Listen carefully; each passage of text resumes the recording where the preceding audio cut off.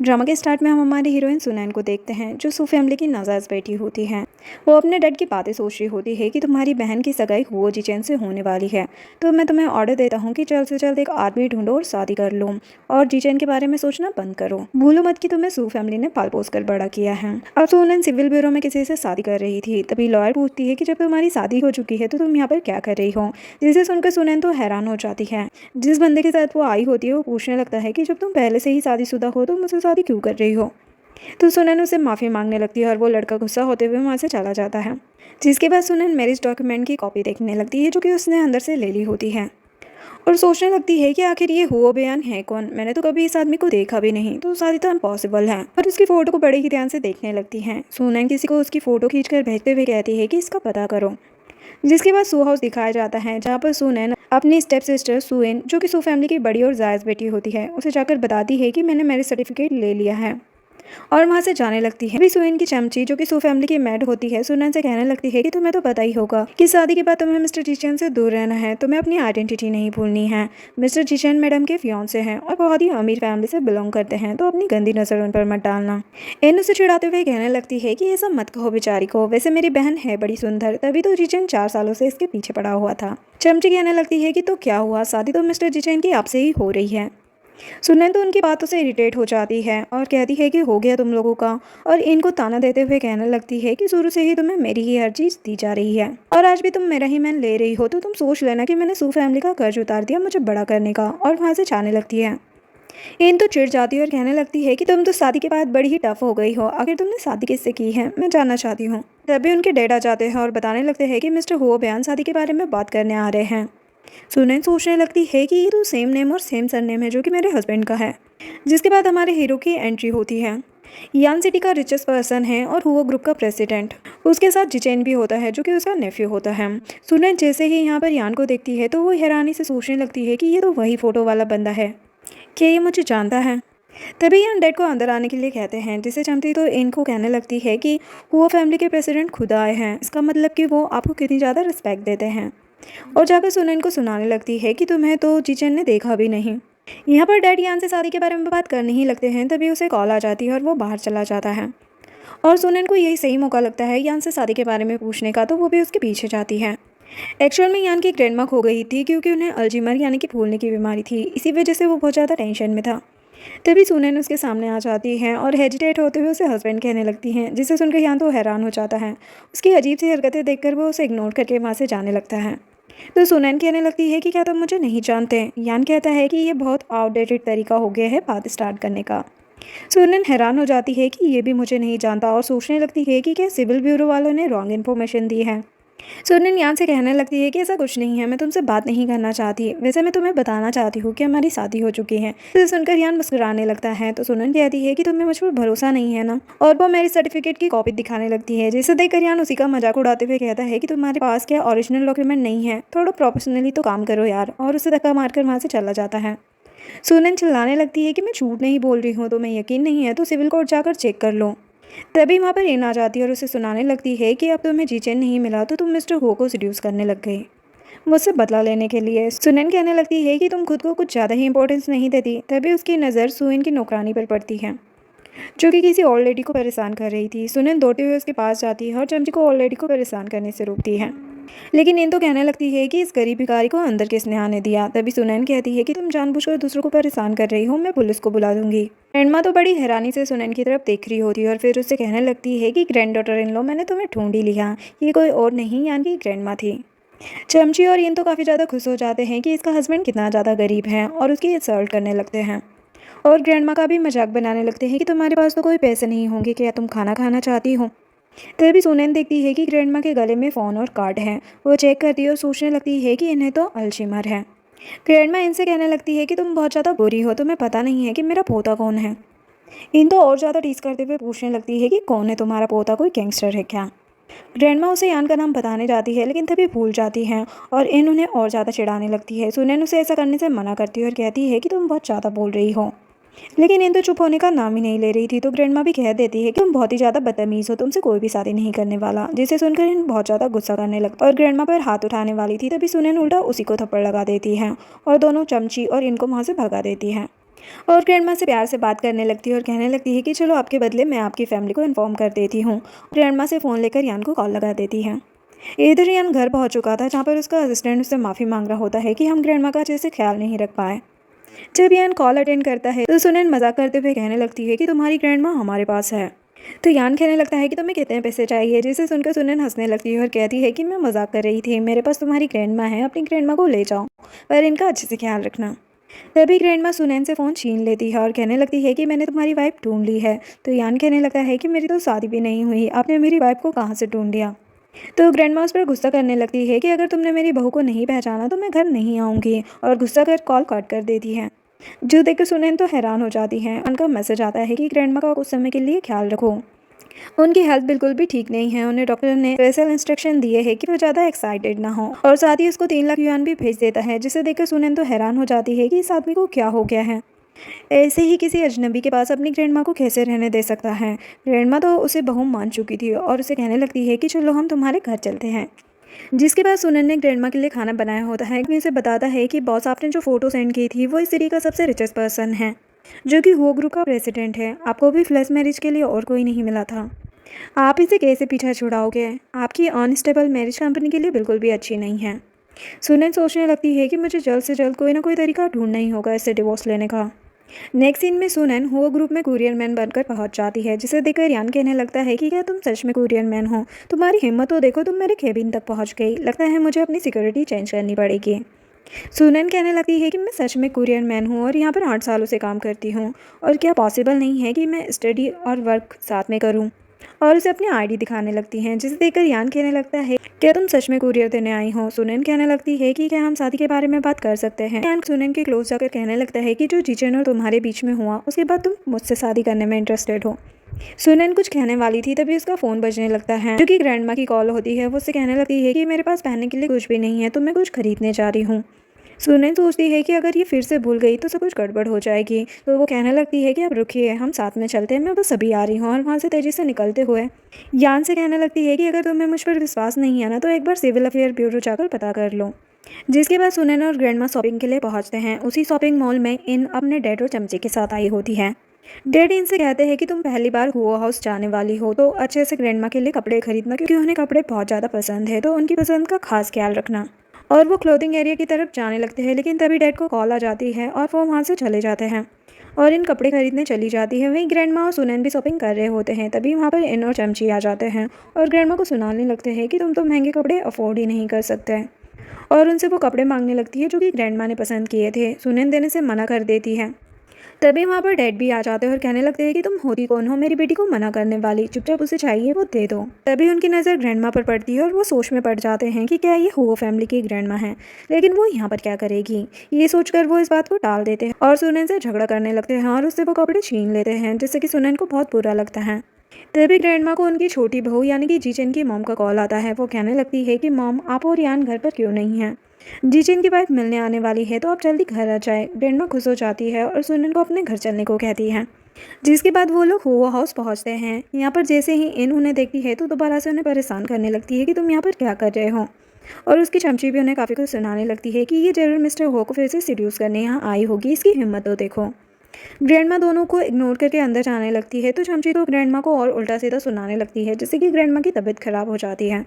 लेकिन फिर भी दोनों का मुंह बंद नहीं हो रहा था, वो तो उल्टा सुल्टा सुनाने में ही लगी थी।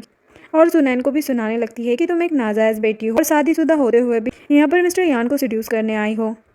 तभी यहाँ पर यान आ जाता है, लेकिन तब तक सुनैन ग्रैंडमा को लेकर कार में चली जाती है और ग्रैंडमा को मेडिसिन और पानी देती है। यान उन लोगों पर भड़क रहा होता है कि तुम लोग मेरे घर के बाहर क्या तमाशा कर रहे हो। ये तो सरी बनने का नाटक करते हुए कहने लगती है कि मेरी बहन को पता था कि मैं हुआ फैमिली से मिलने जाने वाली हूँ, तभी यहाँ पर इतना बड़ा बखेड़ा खड़ा करने आई हैं और एक ओल्ड लेडी को भी ले आई है। यहाँ पर चमची फिर से ओल्ड लेडी के बारे में उल्टा पुल्टा बोलने लगती है। तो सुनैन गुस्से से बाहर आती है और चमची देती है, जिसे देखकर इन कहने लगती है कि देखो ये तुम्हारे सामने क्या कर रही है। तो यान कहने लगता है कि इसके साथ तो ऐसा ही होना चाहिए, ये बुजुर्ग इंसान के बारे में कैसा उल्टा सीधा बोल रही है। पिटाई तो एक छोटी सी बात है, जिसे सुनकर सुनैन तो हैरान हो जाती है और सोचने लगती है कि एटलीस्ट ये अच्छाई का तो साथ दे रहा है। और फिर उस चमची को धक्काते हुए कहती है कि अगर मैंने फिर से तुम्हें किसी को परेशान करते हुए देख लिया ना, तो तुम्हारे लिए अच्छा नहीं होगा। और वहाँ से जाने लगती है। तो यान कहता है कि हमारे पास डॉक्टर भी है, तो सुनैन मना कर देती है और वहाँ से जाने लगती है। तभी अचानक याद आता है और वो यान को पकड़ कर कहती है कि प्लीज़ एक बार सिविल कोर्ट चले जाओ, प्लीज़ वहाँ जाकर कुछ तो पता करो। असिस्टेंट उसका हाथ छुड़ा देता है और वहीं यान तो हैरान हो जाता है कि इसको क्या अचानक से पागलपन के दौरे पड़ जाते हैं।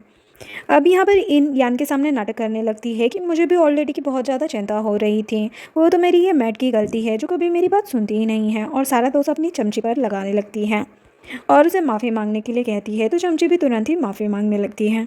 इधर सुनैन के घर में ग्रैंडमा रेस्ट कर रही होती है। सुनैन उनसे माफ़ी मांगने लगती है कि अगर आज आपको कुछ हो जाता तो मैं खुद को कभी माफ़ नहीं कर पाती, और आपके ग्रैंडसन को क्या जवाब देती मुझे उसे बताना ही होगा। वहीं दूसरी तरफ सभी लोग ग्रैंडमा का इंतजार कर रहे थे और सर्वेंट लोग वहाँ पर बातें कर रहे थे कि अगर ग्रैंडमा नहीं आई तो समझो 80% तो ये शादी नहीं होने वाली। तभी यान के पास सुनैन की कॉल आती है और वो उससे माफ़ी मांगते हुए कहने लगती है कि आज कुछ अनएक्सपेक्टेड हो गया था, जिसकी वजह से ग्रैंडमा की तबीयत खराब हो गई है, वो वहाँ पर नहीं आ सकती। यान को अपनी ग्रैंडमा की टेंशन होने लगती है, तो सुनैन कहती है कि तुम चिंता मत करो, मैंने उन्हें पहले ही हॉस्पिटल दिखा दिया है और अब वो रेस्ट कर रही है, और साथ ही बताती है कि ग्रैंडमा की दवाई खत्म हो चुकी है। तो यान कहता है कि ठीक है, मैं तुम्हें एड्रेस सेंड कर देता हूँ, तुम ले लेना। इधर यान सभी को बता देता है कि ग्रैंडमा नहीं आने वाली और वहाँ से चला जाता है। वही जिचेन की मॉम को भी इनको ज़्यादा खास पसंद नहीं थी, इस वजह से वह कहने लगती है कि हम नियमों के बहुत ज़्यादा पक्के हैं, तो अब हम अगली बार मीटिंग करेंगे। जिसके बाद सुनैन को एक कॉल आती है, वो बंदा कहने लगता है कि बॉस यहाँ पर कंप्यूटर ख़राब हो गया है, प्लीज़ आप जल्दी आ जाइए। सुनैन हाँ कह देती है और वो ग्रुप में जाती है। जैसे ही वो रिसेप्शन एरिया में पहुँचती है तो रिसेप्शनिस्ट उस पर भड़क जाती है कि आप पहले भी तो यहाँ पर आए थे ना, आप मिस्टर यान को क्यों परेशान कर रहे हैं, और उसे काफ़ी कुछ सुनाने लगती है और कहती है कि बिना अपॉइंटमेंट के आप फ्लोर पर नहीं जा सकती। तभी यहाँ पर इन भी आ जाती है जो कि बिना अपॉइंटमेंट के जीचन से मिलने आई होती है, और रिसेप्शनिस्ट उसे जानती थी। वो सुनैन को देखकर उसे सुनाने लगती है कि उस दिन हुआ हाउस पहुँच गई थी और आज यहाँ तुम तो मिस्टर यान को सीरीज करने का कोई भी मौका छोड़ना नहीं चाहती ना। सुनैन रिसेप्शनिस्ट को फिर से समझाने लगती है लेकिन वो मना कर देती है। तभी उसे फिर से उसी आदमी की कॉल आती है जो उससे पूछता है कि आप कहाँ पहुँचे। तो सुनैन बताती है कि मैं रिसेप्शन एरिया में हूँ। तो वो आदमी कहता है कि ठीक है, मैं वहाँ पर आ रहा हूँ। इन और रिसेप्शनिस्ट दोनों ही मिलकर सुनैन को सुनाने लगते हैं कि तुम कितनी ज़्यादा बेशर्म हो, तुम्हारे जैसे लाखों लोग रोज़ यहाँ पर आते हैं। और इन रिसेप्शनिस्ट से कहने लगती है कि इसे बिल्कुल भी ऊपर मत जाने देना, वरना मिस्टर यान तुम पर ही भड़केंगे। रिसेप्शनिस्ट कहती है कि हाँ बिल्कुल, और सुनैन को जाने के लिए कहती है। तभी यहाँ पर यान आ जाता है तो रिसेप्शनिस्ट सुनैन की शिकायत करने लगती है कि यहाँ पर आकर हंगामा मचा रही है, और इन भी कहने लगती है कि इसने मुझे मारा भी।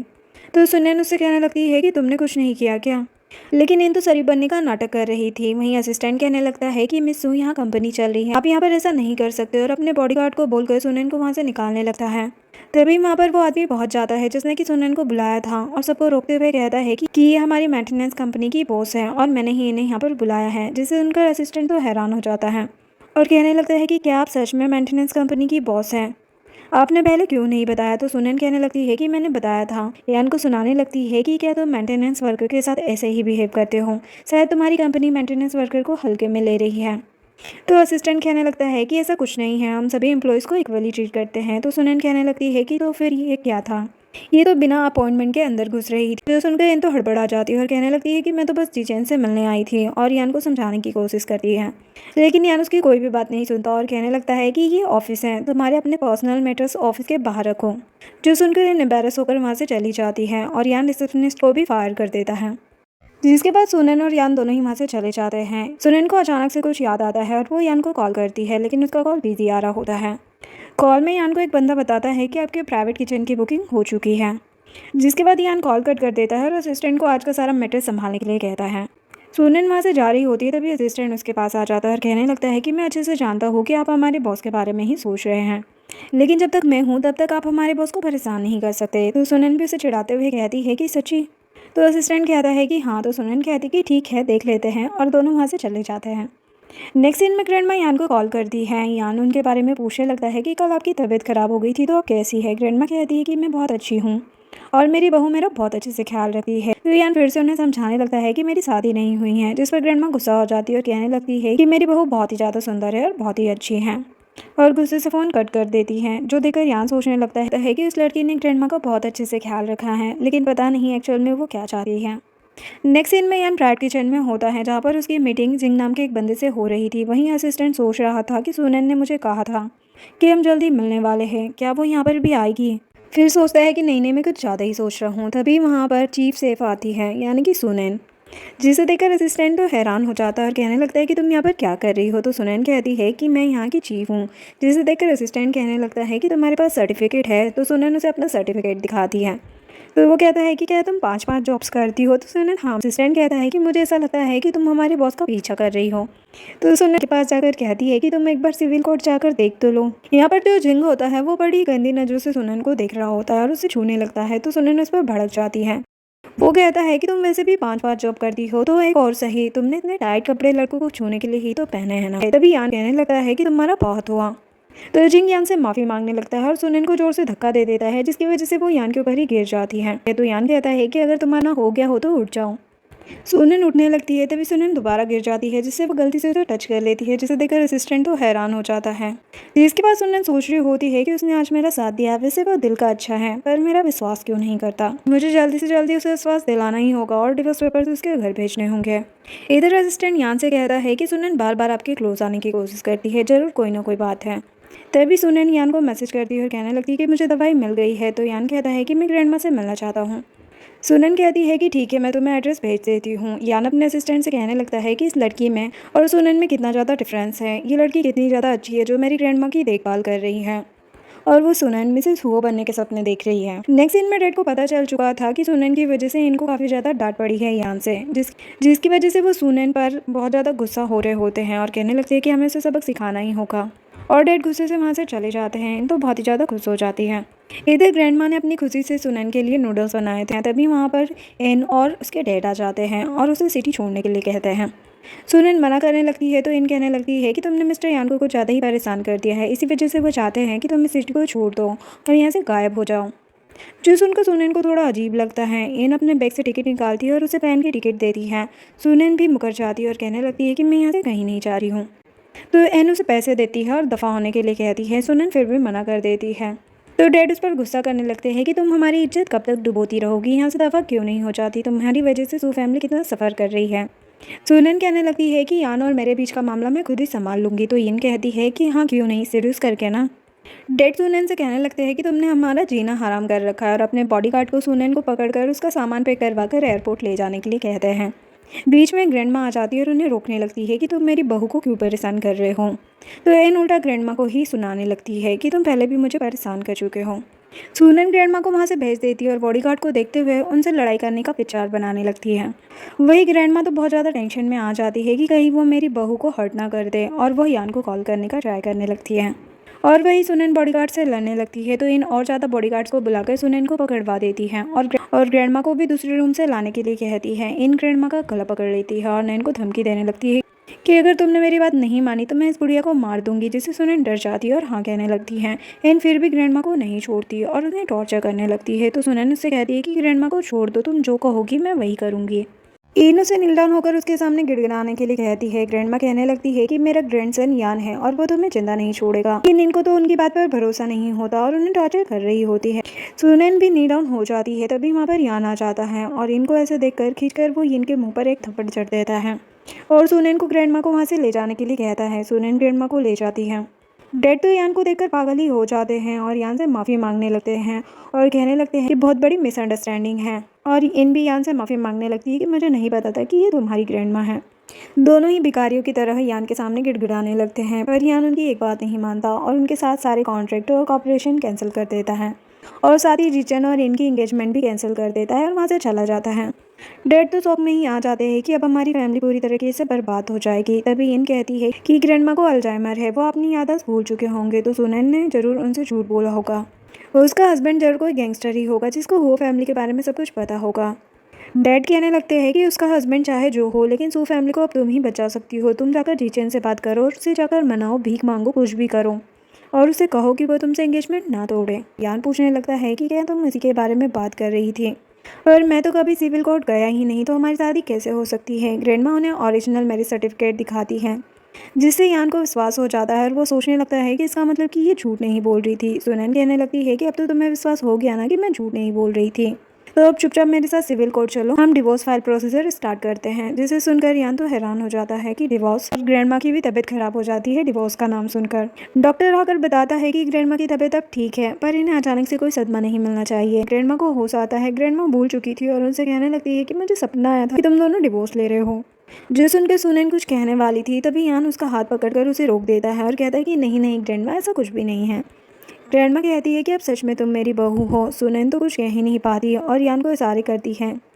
ग्रैंड माँ तो समझ आती है और फिर से नाटक स्टार्ट कर देती है तबीयत खराब होने का। तभी यान कहता है कि नहीं नहीं ग्रैंड माँ, ऐसा कुछ नहीं है, ये सच में आपकी ग्रैंड डॉटर इन लॉ है और आपसे ये मेरी कंपनी में ही काम करेगी। ग्रैंड माँ तो खुश हो जाती है और सुनैन को कहने लगती है कि अगर तुम यान के साथ काम करोगी तो मैं तुम्हें बताऊंगी कि तुम्हारी शादी कैसे हुई। जिसके बाद यान और सुनैन दोनों मिलकर डिस्कस करते हैं कि अभी ग्रैंड माँ की तबीयत बहुत ज़्यादा ख़राब है और अगर उन्हें डाउट हुआ कि हम डिवोर्स ले रहे हैं तो उनकी कंडीशन और ज़्यादा ख़राब हो जाएगी। तो अभी के लिए हम वही करते हैं जो ग्रैंड माँ कह रही है और मैं कैसे भी कर अपना मैरिज सर्टिफिकेट उनसे ले लूँगा। सुनैन भी कहने लगती है कि ठीक है, हम 1 मंथ के लिए कंटिन्यू करते हैं और तब तक के लिए हम अपना रिलेशनशिप सबसे छुपा कर रखेंगे। दोनों मान जाते हैं। तभी यान कहने लगता है कि तुम्हारे फेस पर बहुत ज़्यादा चोट लग गई है, मैं मेडिसिन लेकर आता हूँ। फिर यान सुनैन को मेडिसिन अप्लाई कर रहा था। सुनैन बड़े ध्यान से उसे देख रही होती है और उसे ऑब्जर्व कर रही होती है और सोचने लगती है कि मैं कभी इसके इतने करीब नहीं आई हूँ, ये सच में बहुत ही ज़्यादा हैंडसम है। वही ग्रैंड माँ तो उन दोनों को इतना क्लोज देखकर बहुत ही खुश हो जाती है और सोचने लगती है जल्दी मुझे मेरा ग्रेट ग्रैंडसन भी मिल जाएगा। नेक्स्ट डे असिस्टेंट सुनैन को R&D डिपार्टमेंट में ज्वाइन करवाता है। तभी वहाँ पर जीचेन जाकर सुनैन को बाहर बुलाता है। जीचेन सुनैन से बात करने लगता है और उससे कहने लगता है कि मुझे पता है कि तुम मेरी और इनकी शादी से खुश नहीं हो और मेरे अंकल पर भी ट्राई कर रही हो और इसी वजह से तुमने हमारा ऑफिस भी ज्वाइन किया है, क्योंकि मुझे लगता है कि शायद तुम्हारे हस्बैंड के पास इतनी एबिलिटी नहीं है कि वह तुमको खुश रख सके। पर एक बात बता दूं कि तुम नाजायज़ हो, इस वजह से मैं तुमसे शादी नहीं कर सकता और ना ही मेरे अंकल तुम में इंटरेस्टेड हैं। लेकिन मैं तुम्हारी हेल्प ज़रूर कर सकता हूँ। ऑफिस के पास ही मेरा फ्लैट है, तुम वहाँ पर रह सकती हो। मेरी हर दिन की ख्वाहिशों को पूरा करो और इसके बदले में तुम्हें 50,000 युआन दूंगा। जो सुनकर सुनैन को गुस्सा तो बहुत आता है, पर फिर भी कहती है कि बस 50,000। जिचेन कहता है कि कम है क्या? तो जिचेन कहने लगता है कि मेरे साथ रहना इतना बुरा है क्या? तुम्हारा हस्बैंड मुझसे अच्छा तो नहीं हो सकता। वैसे भी तुम्हारी मॉम भी तो मिस्ट्रेस, तुम भी मेरी मिस्ट्रेस बन जाओगी तो कौन सी बड़ी बात हो जाएगी। ये तो तुम्हारा फैमिली बिजनेस है ना। जिसे सुनकर सुनैन को बहुत ज़्यादा गुस्सा आता है और वो खींचकर थप्पड़ चढ़ देती है। जिशियन को बहुत ज़्यादा गुस्सा आता है और वो उससे कहता है कि तुम अपने हस्बैंड के साथ एक बार क्या सोई, तुम्हें उससे प्यार हो गया। मैं तुम्हें बताता हूँ कि हम में कौन बेहतर है, और उसके साथ ज़बरदस्ती करने लगता है। तभी सुनैन खींचकर उसकी टांगों के बीच में अपनी लात मार देती है, जिससे कि जिशियन का तो दम ही निकल जाता है। और सुनैन उससे कहती है कि तुम कह रहे हो ना कि मेरे हस्बैंड में क्या अच्छा है। मेरा हस्बैंड तुमसे बहुत ज़्यादा अच्छा है, वो बहुत ज़्यादा टॉल है, हैंडसम है और उसकी फिजिकल स्ट्रेंथ भी तुमसे बहुत ही ज़्यादा अच्छी है। तो तुम्हें बहुत ज़्यादा प्रैक्टिस करनी होगी। और ये बात यान भी सुन लेता है। जीचेन कहने लगता है कि तुम्हें इसी ऑफिस में रहना है, मैं तुम्हें बताऊं कि कैसे रहा जाता है और तुम्हारा हस्बैंड कुछ नहीं कर पाएगा। जो सुनकर यान वहाँ पर आ जाता है और जीचेन से कहता है कि ये तुम क्या कर रहे हो, तुम्हें पता नहीं है कि हमारे ऑफिस में मेल एम्प्लॉयज़ फीमेल एम्प्लॉयज़ को हैरेस करने का कोई हक नहीं है और तुम ओपनली वायलेंस कर रहे हो। जीचेन उसे समझाने लगता है कि मैं बस इससे बात करने आया था और वो वहाँ से चला जाता है और वहाँ से जाने लगती है। यान उसे रोक लेता है और उसके क्लोज जाकर कहता है कि तुम जीचेन से कह रही थी कि तुम्हारा हस्बैंड बहुत ही टॉल और हैंडसम है और उसकी फिजिकल स्ट्रेंथ भी बहुत ज़्यादा है। लेकिन सुनैन की तो सांसें ही रुक जाती है उसे इतने क्लोज देखकर। सुनैन हिचकिचाते हुए कहने लगती है कि मेरे कहने का ये मतलब नहीं था।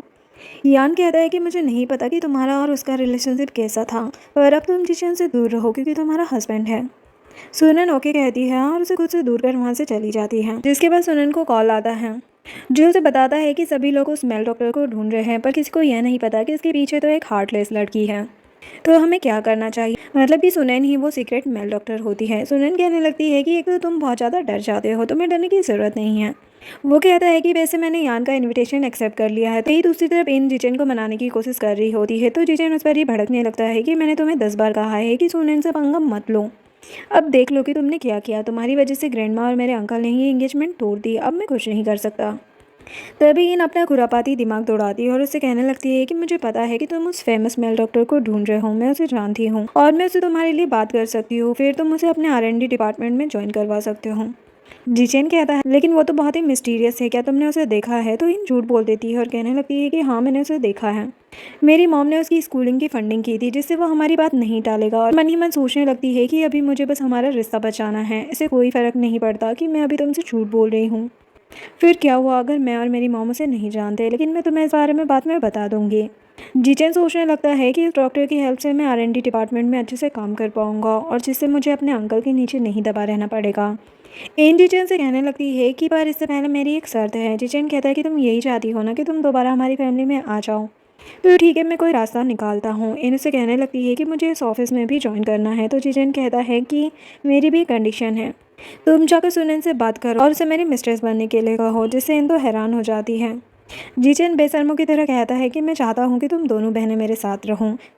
जो सुनकर इनका मन तो करता है कि इसे अभी छोड़ दूँ, लेकिन इन अपने डेट की बात सोचने लगती है, जहाँ पर वो कह रहे थे कि किसी भी हाल में जिचेन को शादी करने के लिए मना नहीं होगा, वरना हम बैकट्रप्ट हो जाएंगे। तो इसलिए इन उसे ऐसा करने के लिए हाँ कह देती है। नेक्स्ट सीन में असिस्टेंट जाकर यान को बताता है कि जिचेन ने इनको ऑफिस ज्वाइन करवाया है। उसका कहना है कि वो डॉक्टर नैन को जानती है और उनसे बात करके उन्हें हमारे R&D डिपार्टमेंट में ज्वाइन करवा सकती है।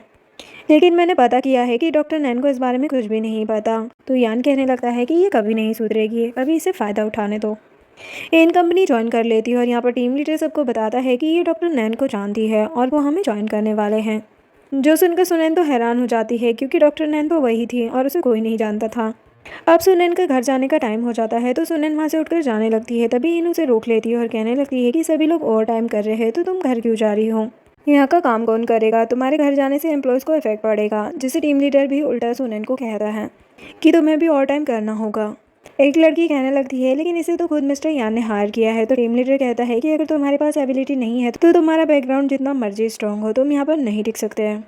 और वो सुनैन को एक और फाइल पकड़ा देता है और कहता है कि इसकी प्रॉब्लम सॉल्व करो। जब तक तुम इसकी प्रॉब्लम सॉल्व नहीं कर लेती तब तक तुम्हें भी ओवर टाइम करना होगा। तो वो लड़की कहती है कि ये काम तो बहुत ज़्यादा हार्ड है, इसका काम तो 1 महीने में भी पूरा नहीं होगा, तो ये कैसे कर पाएगी? इन सुनैन को कहने लगती है कि तुम्हारे पास हिम्मत नहीं है ना सब पूरा करने की। सुनैन कहती है कि क्यों नहीं, मैं एक रात में पूरा कर लूँगी। जिसे सुनकर टीम लीडर कहता है कि और कॉन्फिडेंस नहीं होना चाहिए, इस प्रॉब्लम को डॉक्टर नैन ही आसानी से सॉल्व कर सकते हैं और तुम कह रही हो कि तुम एक रात में इसे पूरा कर दोगी। सुनैन कहती है कि अगर मैं इसे कल तुम्हें दे दूँ तो क्या मैं फ्यूचर में जब मेरा मन चाहे यहाँ से जा सकती हूँ? तो टीम लीडर कहता है कि हाँ क्यों नहीं, पर अगर कल तक तुमने इसे पूरा नहीं किया तो तुम यहाँ से चली जाओगी हमेशा के लिए। तो जिसके लिए सुनैन मान जाती है। इन तो मन ही मन खुश होने लगती है कि तुमने तो अपने पैर पर खुद ही कुल्हाड़ी मार ली है, अब मैं तो बस कल का वेट कर रही हूँ।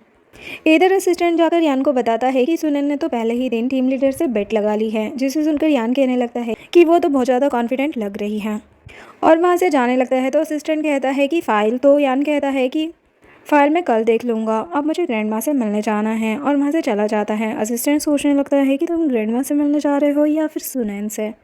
जिसके बाद सुनैन अपना काम कर रही थी, तभी वहाँ पर यान आ जाता है और कहता है कि आज तुमने पहले ही दिन टीम लीडर से इतना बड़ा पंगा ले लिया। उससे कहती है कि तुम यहाँ क्यों आए हो। तभी वहाँ पर ग्रैंड माँ आ जाती है और खुश होते हुए कहती है कि यह तुमसे मिलने आया है। जो सुनकर यान कहने लगता है कि नहीं ग्रैंड माँ, मैं तो आपको देखने आया हूँ। तो ग्रैंड माँ कहने लगती है कि तुम्हें नौटंकी करने की ज़रूरत नहीं है, तुम्हें अपनी वाइफ के साथ टाइम स्पेंड करना चाहिए, और वहाँ से जाने लगती है। तो सुनैन भी उनके पीछे जाने लगती है। इतने में ही वो फिसलकर यान के ऊपर गिर जाती है। यान उसे पकड़कर कहता है कि क्या एक रात बहुत होगी। सुनैन तो हैरान हो जाती है। वो कहता है कि तुम्हारे काम के लिए। वो कहती है कि अगर एक रात में नहीं हुआ तो क्या तुम मेरी हेल्प करोगे। यान उसके क्लोज जाता है और कहता है कि बिल्कुल नहीं। दोनों एक दूसरे के काफ़ी क्लोज थे। तो ग्रैंड माँ देख लेती है और तुरंत ही अपनी आंखें बंद करके कहती है कि अच्छा, तो कपल रोमांस चल रहा है। ग्रैंड माँ तो खुश होकर वहाँ से चली जाती है। सुनैन उससे कहती है कि अगली बार मेरे क्लोज मत आना जब तुम मुझसे बात करोगे। तो यान कहता है कि मैं नहीं, तुम्हें मेरे ऊपर गिरी थी। सुनैन उसे कहती है कि अगर तुम्हें मेरी हेल्प नहीं करनी तो तुम यहाँ पर क्यों आए हो। इस पर वो कुछ कह ही नहीं पाता। सुनैन कहने लगती है कि अगर मैं हार गई तो तुम क्या मुंह दिखाओगे। यान कहता है कि बात तो तुम ठीक कह रही हो। तो सुनैन खुश हो जाती है और कहती है कि इसका मतलब तुम मेरी हेल्प करोगे। तो यान मना कर देता है। सुनैन यान के काफी ज्यादा क्लोज थी और कहने लगती है तो फिर यहाँ पर क्यों आए हो, सीधे कल ही मिलते ना। ज्यादा क्लोज खींचकर कहता है कि किसी ने तुम्हें बताया नहीं कि लड़कों के इतने करीब नहीं जाना चाहिए। कहने लगती है कि मैंने तुम्हें कहा ना कि मुझसे दूर रहो। तभी यान कहता है कि अभी 1 मंथ कंप्लीट नहीं हुआ है और मुझे ऐसा मत बनाओ कि मैं ग्रैंड माँ को कुछ एक्सप्लेन ना कर पाऊँ, और वहाँ से चले जाता है। सुनैन भी कहने लगती है कि देख लेना कल। नेक्स्ट डे ऑफिस में टीम लीडर सुनैन के पास आता है और उससे कहता है कि कल की प्रॉब्लम का क्या हुआ। अगर तुम मुझसे अच्छे से माफ़ी मांग लेती हो तो मैं तुम्हें माफ़ कर दूंगा। जिस पर इन तुरंत ही खड़ी होते हुए कहने लगती है कि माफ़ी मांगना इनफ नहीं है। इतनी बड़ी कंपनी इतना सारा काम कर रही है और हम इतनी आसानी से इसे छोड़ दें, ये तो ठीक नहीं होगा। बाकी लोग भी बातें करने लगते हैं कि अगर इसने प्रॉब्लम नहीं सॉल्व की तो इसे निकाल देना चाहिए। जिस पर सुनैन कहने लगती है कि अगर आपकी इन फालतू बातों का टाइम खत्म हो चुका हो तो आप अपने मोबाइल में मेल चेक कर लीजिए। मैं उसमें पहले ही मेल कर चुकी हूँ। टीम लीडर जब मेल चेक करता है तो वो तो हैरान हो जाता है कि एक रात में तुमने इस प्रॉब्लम को कैसे सॉल्व कर लिया। सुनैन कहने लगती है कि अगर आप लोगों को इन फालतू बातों से फुर्सत मिलती तो आप भी इस प्रॉब्लम को सॉल्व कर सकते थे, पर इतनी बड़ी कंपनी आप जैसे घटिया लोगों को पैसे दे रही है और आप लोगों से एक प्रॉब्लम भी सॉल्व नहीं हो रही है। अब मेरा टाइम हो गया है, मैं तो चलती हूँ।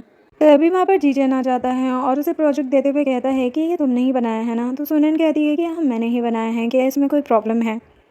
जीजन कहता है कि नहीं कोई प्रॉब्लम नहीं है, ये बिल्कुल परफेक्ट है, पर ये वही सेम प्रोजेक्ट है जो मुझे डॉक्टर नैन ने कल रात को ही सेंड की थी और जो तुमने प्रोजेक्ट सेंड किया था वो सुबह किया है। इसका मतलब कि तुमने उनके प्रोजेक्ट को चोरी किया है। जिसे सुनकर वहाँ पर बैठे सभी लोग फिर से बकवास करने लगते हैं कि इसने तो मेरे डॉक्टर के प्रोजेक्ट को चुरा लिया है। तभी तो मैं कहूँ कि इतनी बड़ी प्रॉब्लम इसने इतनी आसानी से कैसे सॉल्व कर दी।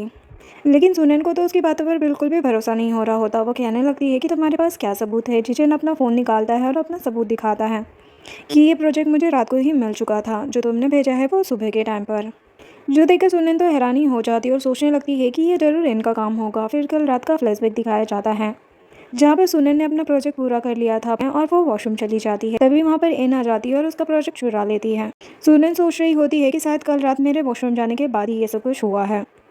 तभी जितेन उसके क्लोज जाता है और फिर से अपनी बेशर्मी दिखाते हुए उससे कहता है कि अगर तुम मेरे मिस्ट्रेस बनने के लिए तैयार हो जाओगी तो मैं तुम्हें जेल नहीं जाने दूंगा। उनके सुनैन कहने लगती है कि तुम ज़रा जोर से बोलो कि तुम मुझे अपनी मिस्ट्रेस बनाना चाहते हो, और कहती है कि अगर मैंने चोरी की है तो ये कंपनी का मैटर है, मैं भी देखती हूँ कि कौन मुझे जेल भेजता है।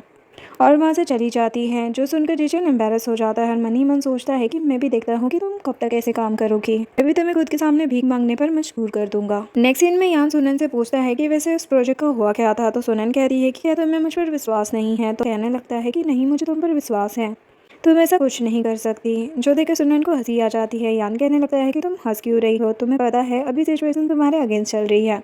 सुनैन उसे कहने लगती है कि तुम्हें मेरी चिंता हो रही है, जिसका यान के पास तो कोई जवाब नहीं होता। इसी वजह से वो नर्वस होने लगता है। सुनैन उसके करीब जाते हुए कहती है कि क्या हुआ, तुम इतने ज़्यादा नर्वस क्यों लग रहे हो, क्या कुछ हुआ है। इतने में यान उसके और ज़्यादा क्लोज चले जाता है और कहता है कि तुम कहना क्या चाहती हो। सुनैन कहती है कि क्या तुम ये सब ग्रैंडमा की वजह से कर रहे हो। तो यान कहता है कि हाँ ऑफकोर्स।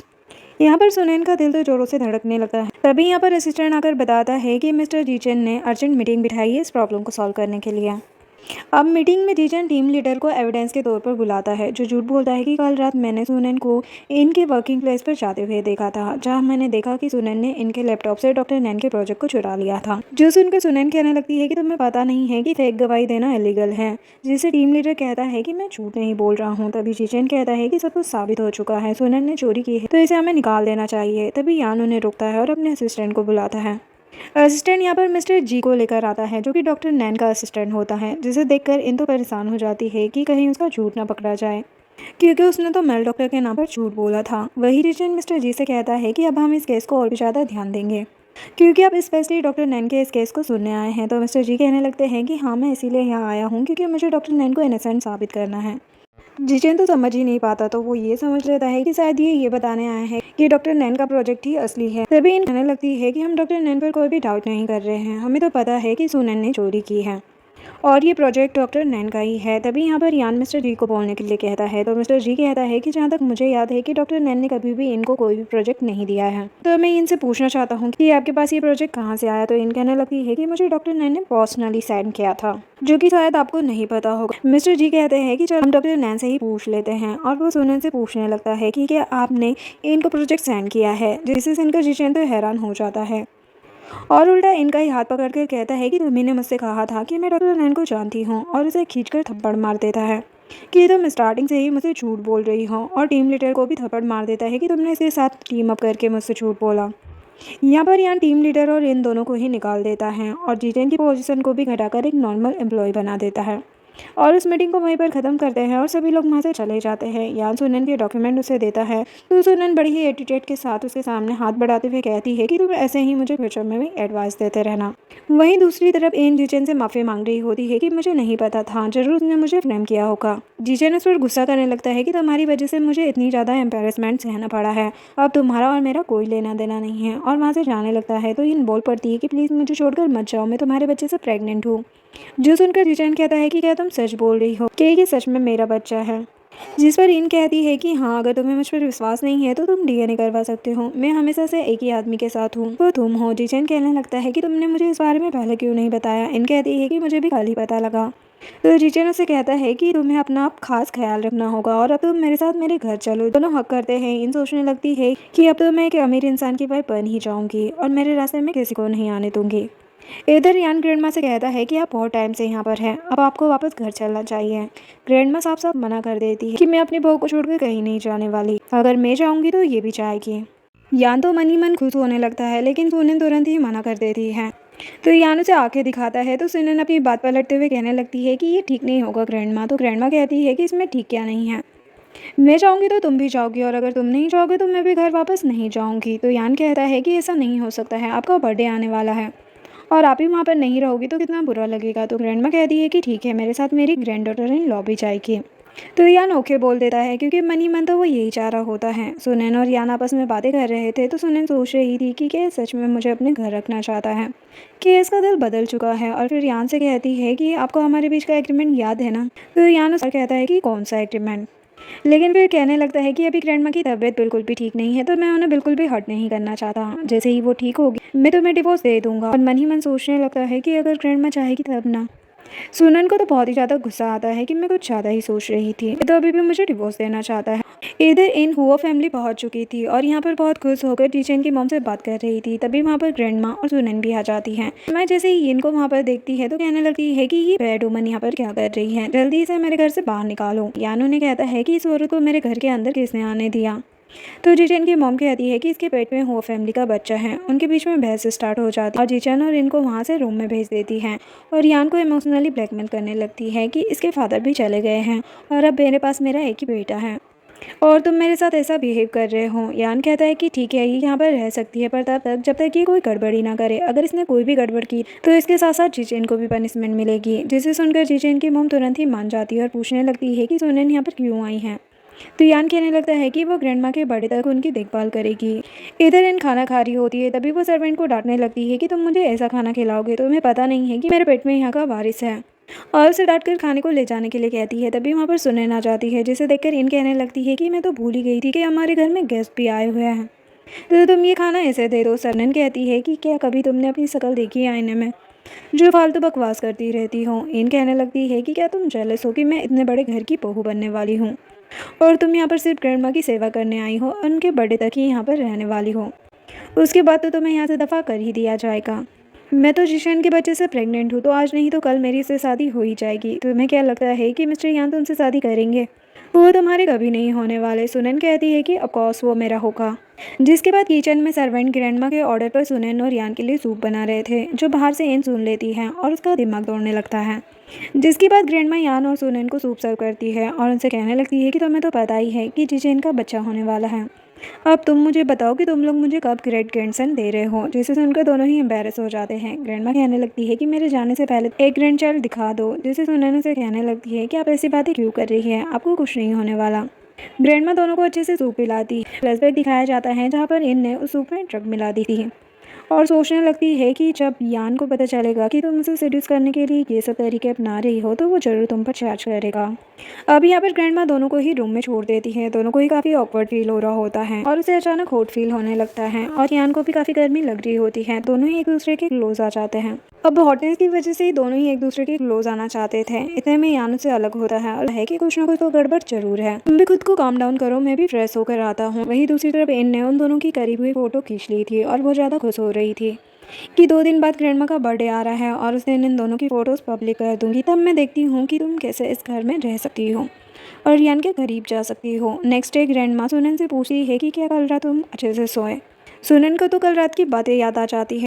ग्रैंडमा यान से कहने लगती है कि तुम्हें पता नहीं है कि कपल्स कैसा ब्रेकफास्ट करते हैं और यान को उसे मिल्क पिलाने के लिए कहती है और लबी डबी कपल होने का नाटक करने लगते हैं, जिससे यान अब कंट्रोल नहीं कर पाता और कहता है कि बस बस बहुत हो गया और वहाँ से कंपनी का बहाना बनाकर भाग जाता है। ग्रैंडमा सुनैन से पूछने लगती है कि रात को स्टफर ने ठीक से परफॉर्म किया या नहीं, जिसका सुनैन के पास तो कोई जवाब नहीं होता। बात खड़ी होती और कहने लगती है कि मुझे भी ऑफिस जरूरी काम से जाना है, मैं चलती हूँ और वहाँ से चली जाती है। तभी वो यान से टकरा जाती है तो यान उसे पकड़ लेता है और फिर सुनैन यान से दूर होकर तुरंत वहाँ से भाग जाती है, जो देखकर ग्रैंडमा तो काफ़ी खुश हो जाती है। नेक्स्ट सीन पार्टी का होता है जहाँ पर सभी लोग एंजॉय कर रहे थे। तभी वहाँ पर यान आता है और सभी लेडीज यहाँ पर यान को डांस के लिए पूछने लगती है, लेकिन यान सभी को इग्नोर कर सुनैन के पास जाता है और उसे डांस के लिए पूछता है तो सुनैन भी हाँ कह देती है। सभी लड़कियाँ कहने लगती है कि ये कौन है तभी वहाँ पर हिना जाती है और बताने लगती है कि सुनैन एक नाजायज़ है और वो शादीशुदा भी है, फिर भी यहाँ पर रह रही है। इसने ग्रैंड माँ की हेल्प की थी इसी वजह से। सभी लोग बातें करने लगते हैं कि ये लड़की तो मिस्टर वो के साथ बिल्कुल भी सूट नहीं कर रही है और इसका स्टेटस भी बहुत ही बेकार है। भी इनकी नज़र जीचेन पर पड़ती है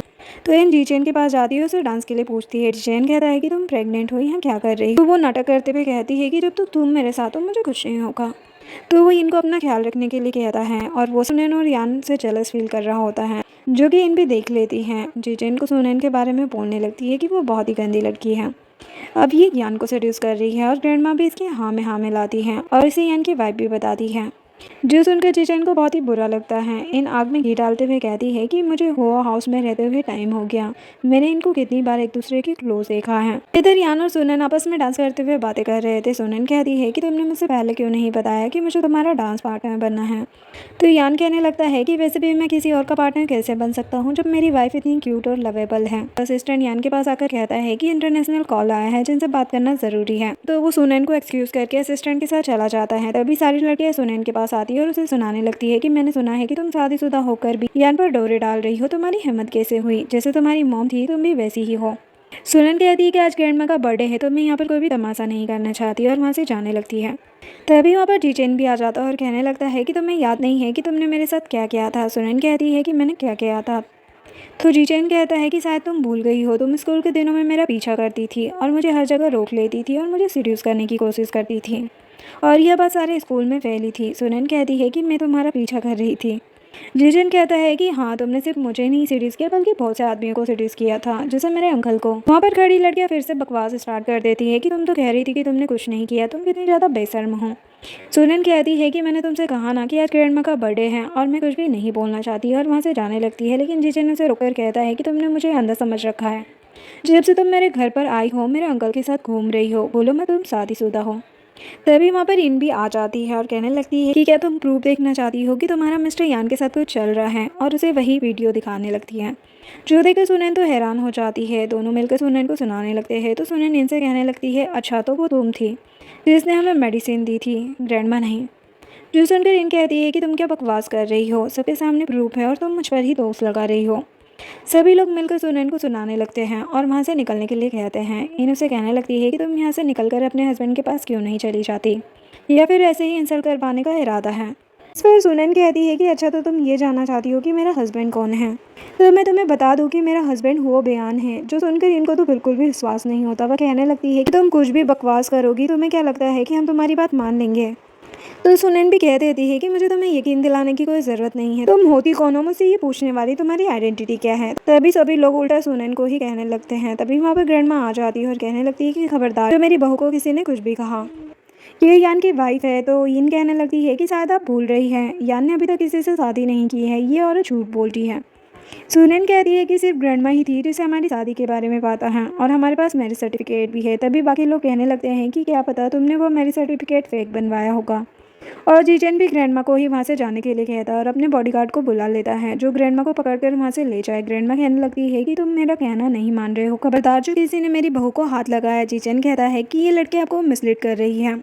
यहाँ पर इन कसकर ग्रैंडमा का हाथ पकड़ लेती है और बॉडीगार्ड को सैन को पकड़ने के लिए कहती है। तभी वहाँ पर यान आ जाता है, तो इन तुरंत ही ग्रैंडमा का हाथ छोड़ देती है और जीचैन यान से कहता है कि ये लड़की जो आपको सीड्यूस कर रही है वो सबसे झूठ बोल रही है कि ये आपकी वाइफ है। वहीं इन भी उल्टा सुल्टा सुनैन के बारे में बोलने लगती है। तो यान कहता है कि सुनैन सच में मेरी वाइफ है। जो सुनकर जीचैन कहता है कि मुझे पता है कि आपको ये पसंद है, पर इसका पहले से ही हस्बैंड है। और इन भी कहने लगती है कि हाँ, जो कि एक गैंगस्टर हैं। जो सुनकर यान कहता है कि क्या तुमने कभी उसके हस्बैंड को देखा है? ये शादी ग्रैंडमा ने करवाई थी और मैं ही उसका हस्बैंड हूँ। और रही बात कल की, तो वो वहाँ पर उस सर्वेंट को ले आता है जो सबको बता देती है कि मैंने सूप में मेडिसिन मिलाई थी, वो भी इनके कहने पर। जिस पर इन कहने लगती है कि मैंने ऐसा कुछ नहीं किया है। यान कहता है कि कल रात तुम ही ने मेडिसिन मुझे दी थी, और अगर मेरी और सुनैन की पहले से शादी नहीं हुई होती तो मुझे कितना ज़्यादा अफसोस होता। और वो उन लड़कियों से भी कहने लगता है कि मैं तुम्हारे बारे में तो भूल ही गया था। तो लड़कियां कहने लगती है कि हमें तो इन ने मिसलीड कर दिया था, हम सुनैन को टारगेट नहीं कर रहे थे। जिसे सुनकर यान कहने लगता है कि ये सब एक्सप्लेनेशन तुम अपने पेरेंट्स को जाकर देना, आज से हमारा और तुम्हारा कोई लेना देना नहीं है। और उन्हें वहाँ से भगा देता है। सुनैन ग्रैंडमा का हाथ देखने लगती है जिसमें निशान पड़ चुके थे, और ग्रैंडमा कहती है कि इस पूरी लड़की ने मेरे हाथ में इतनी जोर से नाखून चुबा दी है। सुनैन कसकर इनको एक थप्पड़ लगाती है और कहती है कि ये ग्रैंडमा के बदले, फिर दूसरा लगाती है। और कहती है कि ये मुझे फंसाने के चक्कर में, और तीसरा मरने ही वाली होती है। तभी जीचेन बीच में आ जाता है और कहता है कि ये प्रेग्नेंट है, इसे छोड़ दो। यान कहता है कि आज से ये हमारी फैमिली में नहीं रहेगी, जो सुनकर इंतु शौक में आ जाती है और यान से माफ़ी मांगने लगती है और जीचेन के सामने भी गिड़गिड़ाने लगती है कि मेरे पेट में इस फैमिली का बच्चा है। तो जीचेन इनका साथ देने लगता है, लेकिन यान उसे दिखाता है, जिससे इनको तो काफ़ी दुख होता है और वो अभी भी सारा ब्लेम सुनैन पर ही देने लगती है कि सब कुछ तुम्हारी वजह से हुआ है। सुनैन कहती है कि तुम बस अपना ख्याल रखो और वहाँ से जाने लगती है। तो इन चाकू लेकर नैन पर अटैक कर देती है। तभी यान बीच में आ जाता है और सुनैन को बचा लेता है। इसी बीच में उसके हाथ में चोट लग जाती है। यहाँ पर यान असिस्टेंट को बोलकर इनको पुलिस के हवाले करने के लिए कहता है। नेक्स्ट सीन में कार में यान हाथ में बहुत ज़्यादा दर्द होने का नाटक कर रहा था, जो देखकर सुनैन उससे कहने लगती है कि तुम्हें इतना ज़्यादा दर्द क्यों हो रहा है, इतनी गहरी तो चोट नहीं है। जिस पर असिस्टेंट सुनैन से कहने लगता है कि घाव तो गहरा नहीं है, लेकिन पिछले कुछ दिनों से हमारे बॉस बहुत ज़्यादा बिजी चल रहे थे, जिससे वो अपना अच्छे से ख्याल नहीं रख पा रहे थे। इस चोट की वजह से उनकी मसल्स और बोन्स में इन्फेक्शन हो गया और उन्हें 100 डेज तक बहुत अच्छी केयर की ज़रूरत है, जो सिर्फ आप ही कर सकती हैं। नहीं तो मुझे डर है कि कहीं बॉस के लिए डेंजरस डिजीज़ ना बन जाए। जो सुनकर सुनैन तो हैरान हो जाती है कि इतनी सी चोट से इसे इन्फेक्शन हो गया और 100 डेज़ की केयर चाहिए। वहीं असिस्टेंट तो स्माइल कर रहा होता है कि ये प्लान तो सक्सेसफुल रहा। दोनों घर पहुंचते हैं, जहां पर इनके डैड पहले ही पहुंचे हुए थे और वह सुनैन से बात करना चाहते थे। तो सुनैन यान को अंदर भेज देती है। यहाँ पर डैड उससे कहते हैं कि अपनी बहन को बचा लो, उसे जेल से छुड़वा लो। सुनैन कहती है कि उसने बहुत से बुरे काम किए हैं, तो वो जेल तो डिजर्व ही करती है। तो डैड कहने लगते हैं कि वो तुम्हारी रिलेटिव है, तुम उसके साथ ऐसा कैसे कर सकती हो, तुम इतनी क्रूल कैसे हो सकती हो। सुनैन भी यही कहती है कि जब तक वो मेरे साथ बुरा कर रही थी, तभी के आप यही सोचते थे कि वो मेरी रिलेटिव है, वो जेल जाना डिजर्व करती है और वो वहीं चढ़ के मरेगी। जो सुनकर डैड को काफ़ी ज़्यादा गुस्सा आता है और वो सुनैन को थप्पड़ लगा देते हैं। तभी वहाँ पर यान आ जाता है। तो डैड यान से भी रिक्वेस्ट करने लगते हैं कि मेरी बेटी को जेल से बाहर निकाल दो, हम दोनों ही ये सिटी छोड़कर चले जाएंगे। तो यान कहता है कि जो जैसा बोएगा वैसा ही तो काटेगा, और रही बात सिटी को छोड़ने की, तो तुम्हें सिटी नहीं बल्कि देश ही छोड़ना पड़ेगा। अब तुम इस देश में बिल्कुल भी अलाउड नहीं हो। और अपने असिस्टेंट को इशारा देता है। तो असिस्टेंट डैड को वहाँ से ले जाता है। नेक्स्ट सीन में सभी लोग खाना खा रहे थे, तो यान कहता है कि मुझे नहीं पता कि लेफ्ट हैंड कैसे यूज़ करते हैं। जो देखकर सुनैन सोचने लगती है कि इसे मेरी वजह से चोट लगी है और उसे खाना खिलाने के लिए तैयार हो जाती है। तभी यान को फ़ोन आता है और असिस्टेंट बताता है कि मिस्टर सू कंट्री छोड़कर जा चुके हैं और आपकी परमिशन के बिना वापस नहीं आ पाएंगे। तो यान ये बात सभी को बताता है, सभी खुश हो जाते हैं। यहाँ पर सुनैन ग्रैंड माँ से पूछने लगती है कि अभी तक आपने हमें ये नहीं बताया कि हमारी शादी कैसे हुई थी। ग्रैंड माँ याद करने की कोशिश करती है, लेकिन वो भूल चुकी थी। वो कहने लगती है कि अब ये इम्पोर्टेंट नहीं है कि तुम्हारी शादी कैसे हुई थी, इम्पोर्टेंट ये है कि क्या अभी भी तुम लोग डिवोर्स लेना चाहते हो। जिस पर यान कहता है कि अब उसकी कोई ज़रूरत नहीं है, जिससे सुनैन के फेस पर भी एक प्यारी सी स्माइल आ जाती है। नेक्स्ट सीन में सुनैन यान के रूम में जाती है उसकी ड्रेसिंग करने के लिए। तो वो देखती है कि यान ने अपनी सब पहनी है। वो तो उसकी बॉडी पर फिदा ही हो जाती है और सोचने लगती है कि इसका फिगर तो बहुत ही ज़्यादा अच्छा है। फिर कहती है कि मैं ये क्या सोच रही हूँ, और चिल्लाने लगती है कि तुमने कपड़े क्यों नहीं पहने। यान तो नौटंकी करने लगता है कि मैं कपड़े कैसे पहनूं, मेरे हाथ में तो चोट लगी हुई है ना। फिर सुनैन उसकी ड्रेसिंग करने लगती है और उससे कहती है कि अगली बार से तुम डॉक्टर के पास जाना। तो यान कहता है कि उसकी ज़रूरत नहीं है, क्योंकि तुम भी तो बिल्कुल डॉक्टर के जैसे ही ड्रेसिंग कर लेती हो। पर एक प्रॉब्लम है, मैं ये शर्ट कैसे पहनूं, मेरे हाथ में चोट लगी हुई है, क्या तुम मेरी हेल्प कर सकती हो। अगर तुम मेरी हेल्प नहीं करोगी तो मुझे ऐसे ही सोना पड़ेगा, जिससे तुम्हें ही प्रॉब्लम होगी। तो सुनैन उसकी हेल्प कर देती है। पर यहाँ पर सुनैन के क्लोज आकर किस करने लगता है। तभी बाहर से ग्रैंडमा की आवाज़ आती है कि मैंने तुम्हारे लिए सूप बनाया है, जल्दी दोनों बाहर आओ। सुनैन जाने लगती है तो यान उसे रोक लेता है और फिर से उसे किस करने के लिए आगे बढ़ता है। तभी ग्रैंडमा दोबारा चिल्लाती है। तो सुनैन दौड़ती हुई चली जाती है, जो देखकर यान को तो बहुत ही गुस्सा आता है और कहता है कि ग्रैंडमा, क्या आपको आपका ग्रेट ग्रैंडसन नहीं चाहिए। नेक्स्ट सीन में ग्रैंडमा और यान खाना खा रहे थे। तभी असिस्टेंट वहाँ पर आता है एक फाइल लेकर साइन करवाने के लिए। यान को साइन करने लगता है, जो देखकर ग्रैंडमा कहने लगती है कि तुम नाटक कर रहे थे। अच्छा। तभी वहाँ पर सुनैन आ जाती है और वो यान से कहती है कि अपना हाथ बाहर निकालो। यान को तो कुछ समझ नहीं आता कि अब मैं क्या बोलूँ। तो वो कहने लगता है कि पिछले कुछ दिनों से मैं बहुत ज़्यादा बिजी चल रहा था, तो मुझे इंजरी एक अच्छा बहाना लगा जिससे कि मैं रेस्ट कर सकूं। क्योंकि मैं छुट्टी के बारे में ज़्यादा लोगों को बताना नहीं चाहता था, इस वजह से मैंने ये झूठ बोला। जो सुनकर सुनैन को तो और भी ज़्यादा गुस्सा आता है कि उसने मेरी वजह से नहीं झूठ बोला। मैं तो सोच रही थी कि शायद मेरे क्लोज आने के लिए झूठ बोला। वो कहने लगती है कि बस इतनी सी बात। यान कहने लगता है कि हाँ, इतना ही था। जो सुनकर तो वो और भी ज़्यादा भड़क जाती है और कहने लगती है कि अब हमारा 1 मंथ कंप्लीट हो चुका है, तो कल चुपचाप सिविल कोर्ट आ जाना, हम डिवोर्स ले लेंगे। और गुस्से से वहाँ से चली जाती है। यान तो सोच में पड़ जाता है कि ये ऐसे रिएक्ट क्यों कर रही है। वो अपने असिस्टेंट से पूछता है तो वो कहता है कि जो आपने अभी बकवास मारी है ना, उसे देखकर आप क्या सोचते हैं कि वो कैसा रिएक्ट करेगी। वहीं ग्रैंडमा भी यान से गुस्सा हो जाती है और कहने लगती है कि अगर मेरी बहू वापस हमारे घर पर नहीं आई ना, तो मैं रोज तुम्हें यही कड़वा सूप पिलाऊंगी। रात को सोनन बेड पर लेटी हुई सोच रही होती है कि क्या वो उससे प्यार करता है। कल वो मुझे किस करने की कोशिश कर रहा था, लेकिन आज जब मैंने उससे डिवोर्स की बात की तो उसने रिफ्यूज़ भी नहीं किया। आखिर वो चाहता क्या है। इधर यान भी सुनन के बारे में ही सोच रहा होता है कि उसने मुझसे दोबारा डिवोर्स की बात क्यों की। क्या वो मुझसे प्यार नहीं करती है। नेक्स्ट सीन में सुनन सिविल कोर्ट के बाहर खड़ी हुई थी। तभी यहाँ पर यान आता है और कहता है कि क्या हमें हाउस होल्ड रजिस्ट्रेशन की भी ज़रूरत पड़ेगी।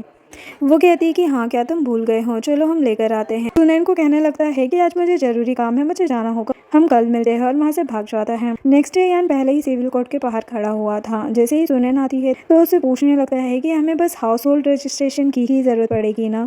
तो सुनैन पूछने लगती है कि क्या तुम फिर से कुछ भूल गए हो आईडी कार्ड। तो यान हाँ में सिर हिलाता है और उसे कहता है कि यह मेरा पहली बार है ना, तो मैं भूल गया और मैं बिजी भी तो हूँ, तो कल मैं ज़रूर सब कुछ लेकर आ जाऊँगा।